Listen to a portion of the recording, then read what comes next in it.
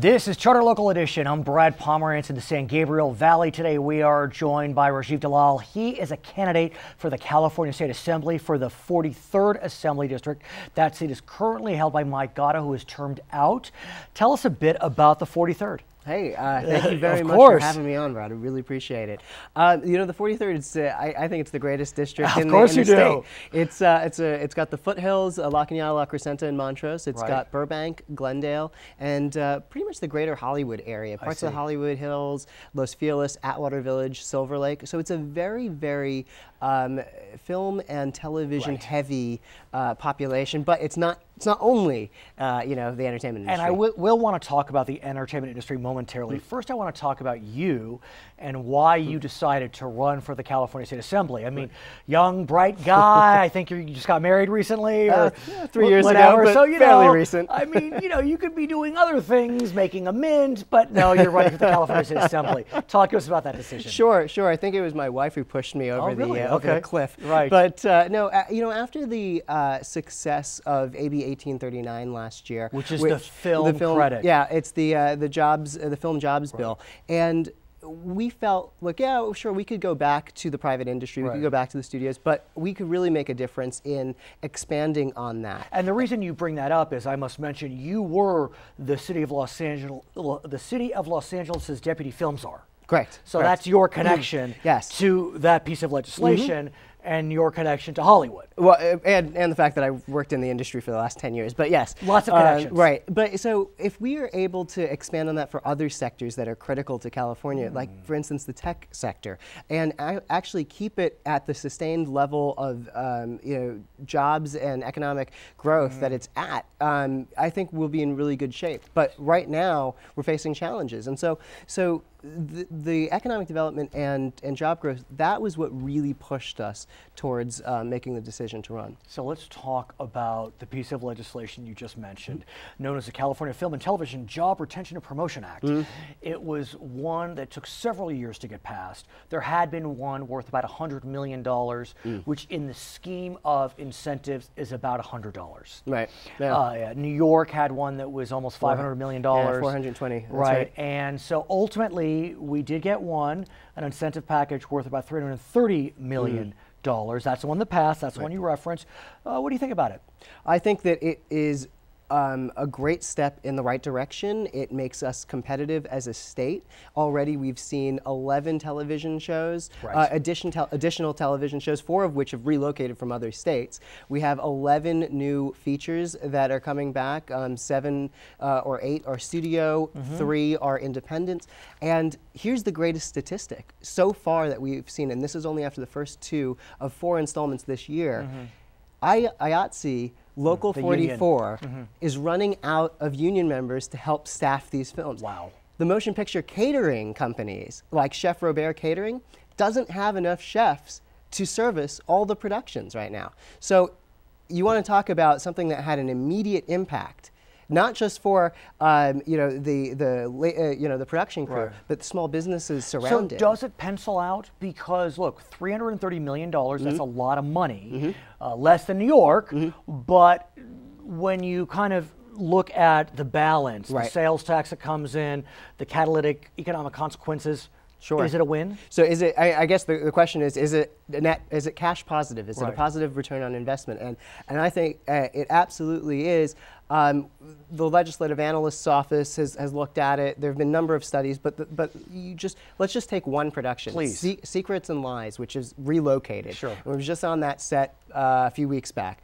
That television series alone, which would not be here in California, is going to bring in, or for season 2, it's going to spend $35 million. Okay, $35 million. It's going to employ 300 people, 130 talent, 170 or 180 in crew, and then another 1,800 in extras and others. Sure. Okay, so when you look at that and what they're actually getting in terms of a credit, which is far less, you know, it's under 10, you're going to see, and that doesn't even take into consideration the multipliers like tourism. Right. And I could go through that with the feature, with Argo and the numbers there that we saw with features, but the fact is that this is absolutely cash positive. But does it benefit others, folks beyond the suits in the Hollywood studios? I would say it benefits, it primarily benefits the production crew and the folks that are below the line.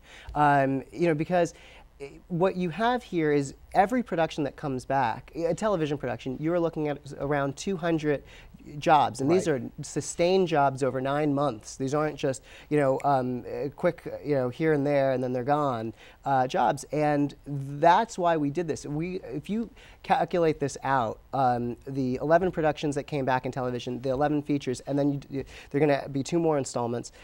You're looking at, you can total this up to sustaining 10,000 jobs. I want to speak out of 2 sides of my mouth, if I may. Sure. I do that often. On the one hand, is $330 million enough when you consider that New York is over $400 million? Right.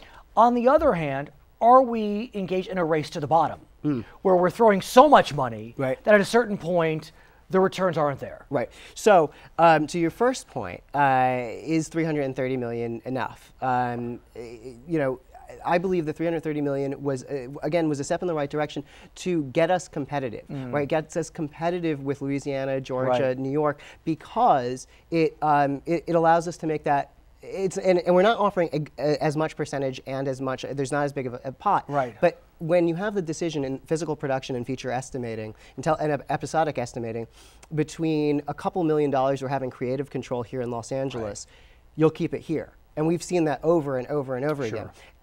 And so in a tie, LA wins. LA wins, right? And so because there's always going to be more supply than demand here, there's always going to be less.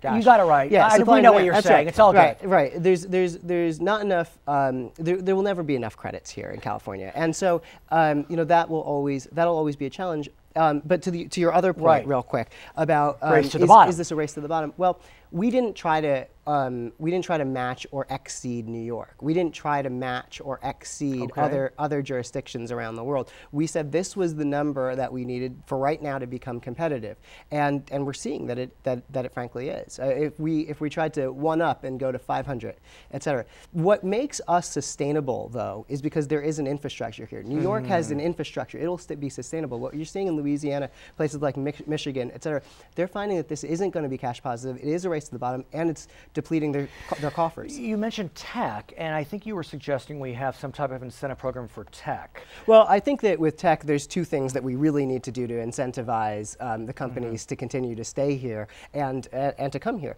One is to invest in education, and 2 is to invest in infrastructure. Look at Tesla, for example. I mean, we were fighting mightily to have Tesla build its battery plant in California. They wound up going to Nevada.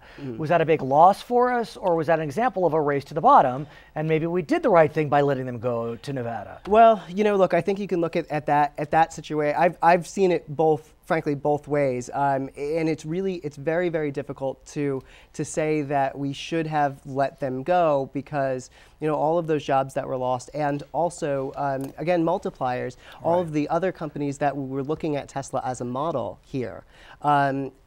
But in terms of, but coming back to it, for the tech sector, I don't know that it's just about incentives, which was the Tesla situation. You know, the biggest challenge I think is in education is that we don't have the skill. We're not training folks, you know, young folks to be in a position to fill all the positions that we have. And when you come back, in the Silicon Valley, we'll talk about education next, because that's the topic I'm sure you'll face should you join 119 others in Sacramento. His name is Rajiv Dalal. He is a candidate for the California State Assembly. My name is Pomerance in the San Gabriel Valley. This is Charter Local Edition. Great.